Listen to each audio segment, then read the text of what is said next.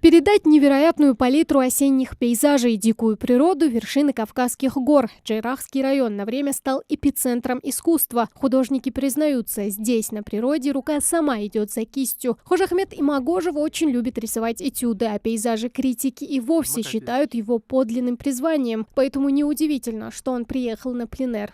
Это этюдная работа называется. Этюд. 2 часа я его пишу.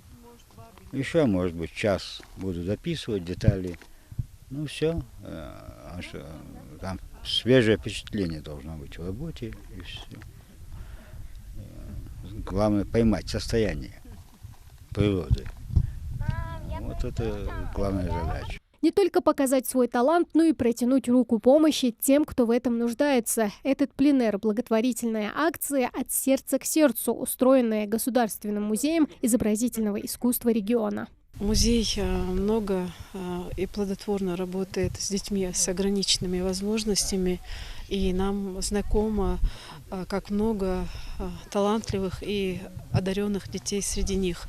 И поэтому у нас возникла такая идея объявить такую акцию «От сердца к сердцу», где здесь, в Джейрахском районе, на пленэрах художники будут создавать свои живописные полотна. Светотень, форма, перспектива и композиция. Передать колорит и неповторимость родного края. У каждого мастера кисти свое видение. Марина Хачубарова любила рисовать с детства, а вот писать картины как профессионал начала только 3 года назад. Для нее эта вылазка в горы первая. Этюды в горах она еще не делала. Пленэр дает нам, художникам, возможность встретиться, пообщаться, обменяться опытом. Более опытные художники дают нам мастер-класс, советуют, помогают. Мы очень долго с художниками искали место, где мы остановимся. Каждый выбрал свой этот ракурс.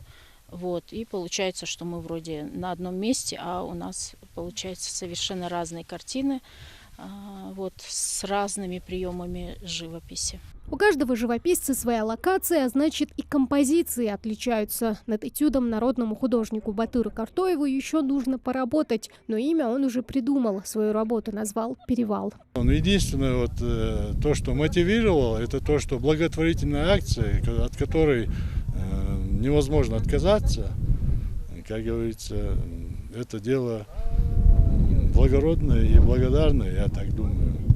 Поэтому я бросил все и приехал на этот пленэр. Пленэр живописцев продлится около 3 дней. Свои работы художники будут доканчивать уже на базе дома-музея Руслана Мамилова. Итогом станет выставка-аукцион. Вырученные средства пойдут на помощь региональным школам-интернатам для детей с ограниченными возможностями здоровья. Тамара Хашагульгова, Адам Далаков, Новости 24.